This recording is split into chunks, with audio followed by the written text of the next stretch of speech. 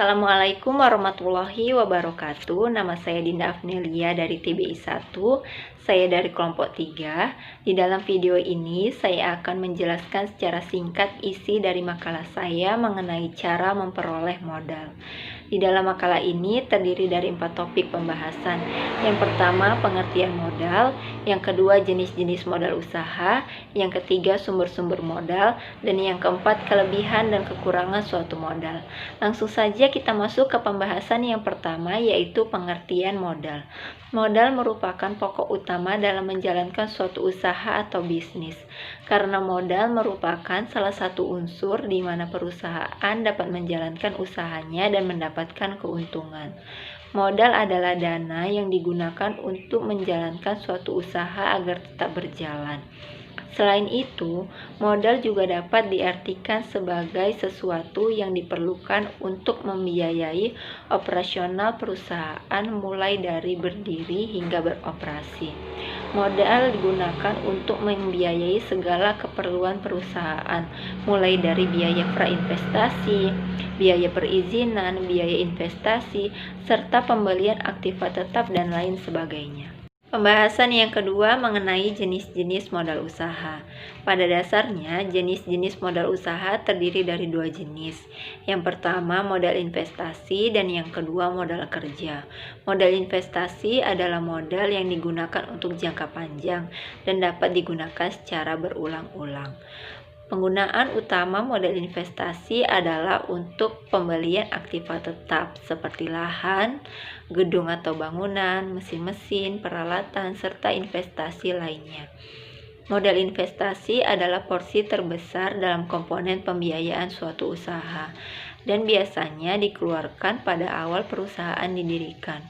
Modal investasi biasanya diperoleh dari pinjaman berjangka waktu panjang, dan biasanya pinjaman ini diperoleh dari dunia perbankan. Selanjutnya, modal kerja.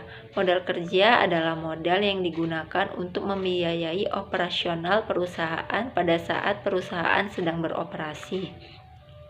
Modal kerja digunakan untuk membiayai keperluan perusahaan seperti membayar gaji karyawan, membeli bahan baku, pembelian, serta pemeliharaan lainnya. Modal kerja bersifat jangka pendek dan biasanya hanya digunakan sekali atau beberapa kali proses produksi. Modal kerja dapat juga diperoleh dari dunia perbankan, tetapi biasanya maksimal hanya setahun. Dengan adanya modal kerja yang cukup, maka perusahaan tidak akan mengalami kesulitan yang mungkin timbul karena masalah keuangan. Pembahasan yang ketiga mengenai sumber-sumber modal. Namun, terdapat beberapa hal yang harus diperhatikan sebelum memperoleh suatu modal. Yang pertama, tujuan perusahaan. Perusahaan perlu mempertimbangkan tujuan penggunaan pinjaman tersebut. Apakah untuk modal investasi atau modal kerja? Apakah sebagai modal utama atau cadangan? Apakah untuk kebutuhan yang mendesak atau tidak? Yang kedua, masa pengembalian modal. Bagi perusahaan, masa pengembalian modal juga harus diperhatikan. Hal ini bertujuan agar tidak menjadi beban perusahaan dan tidak mengganggu cash flow perusahaan. Yang ketiga adalah biaya yang dikeluarkan. Faktor biaya yang dikeluarkan juga harus diperhatikan seperti biaya bunga, biaya administrasi, serta biaya lainnya. Yang keempat adalah estimasi keuntungan. Estimasi keuntungan diperoleh dari selisih pendapatan dengan biaya dalam suatu periode tertentu. Setelah kita mengetahui hal-hal yang harus diperhatikan sebelum memperoleh suatu modal, maka selanjutnya kita akan membahas tentang sumber-sumber modal. Sumber modal terdiri dari 2 jenis. Yang pertama, modal sendiri, dan yang kedua, modal asing atau modal pinjaman. Modal sendiri adalah modal yang diperoleh dari pemilik perusahaan dengan cara mengeluarkan saham.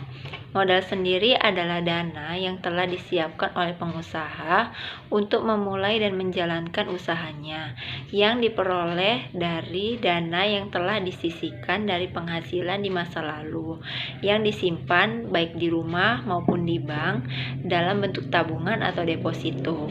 Penggunaan modal sendiri sangat jauh dari resiko, karena perusahaan tidak dibebankan dengan sejumlah utang yang menjadi tanggung jawab perusahaan untuk membayar. membayarnya. Contoh modal sendiri seperti gedung, kendaraan, laba yang diinvestasikan, serta uang tabungan. Selanjutnya, modal asing atau modal pinjaman. Modal asing atau modal pinjaman adalah modal yang diperoleh dari pihak luar perusahaan, dan biasanya modal ini diperoleh dari pinjaman. Penggunaan modal asing atau modal pinjaman untuk membiayai suatu usaha menimbulkan berbagai beban biaya seperti biaya bunga, biaya administrasi, biaya komisi dan provisi, serta biaya lainnya. Penggunaan modal pinjaman atau modal asing mewajibkan pengembalian biaya setelah waktu yang telah ditentukan. Sumber dana untuk modal asing atau modal pinjaman berasal dari yang pertama, pinjaman dari dunia perbankan seperti baik bank swasta, bank pemerintah maupun bank asing. Yang kedua yaitu pinjaman dari lembaga keuangan seperti pegadaian, koperasi, asuransi, leasing, dan sebagainya. Dan yang ketiga yaitu pinjaman dari lembaga non-keuangan. Bahasan yang keempat mengenai kelebihan dan kekurangan suatu modal. Baik modal sendiri maupun modal pinjaman sama-sama memiliki kelebihan dan kekurangan. Kelebihan modal sendiri. Yang pertama, tidak adanya biaya seperti biaya bunga dan biaya administrasi. Yang kedua, tidak tergantung kepada pihak lain. Yang ketiga, tidak memerlukan persyaratan yang rumit dan memakan waktu yang relatif lama. Yang keempat, tidak adanya keharusan pengembalian modal. Kekurangan modal sendiri, jumlahnya terbatas. Yang kedua, perolehan modal sendiri dalam jumlah tertentu relatif sulit.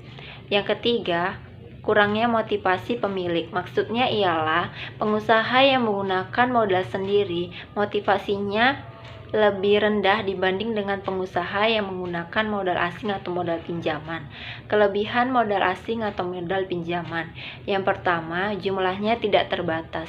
Maksudnya ialah pengusaha bebas melakukan pinjaman ke berbagai sumber. Yang kedua, memiliki motivasi yang tinggi. Maksudnya ialah pengusaha yang menggunakan modal pinjaman memiliki motivasi yang lebih tinggi daripada pengusaha yang menggunakan modal sendiri. Hal ini dikarenakan adanya beban untuk pengembalian pinjaman. Kekurangan modal pinjaman. Yang pertama, dikenakan biaya seperti biaya administrasi dan biaya bunga. Yang kedua, pengembalian modal. Modal asing harus dikembalikan setelah waktu yang telah ditentukan. Yang ketiga adalah beban moral. Kegagalan suatu perusahaan akan menimbulkan beban moral terhadap perusahaan tersebut. Terima kasih, sekian dari video saya. Semoga bermanfaat. Wassalamualaikum warahmatullahi wabarakatuh.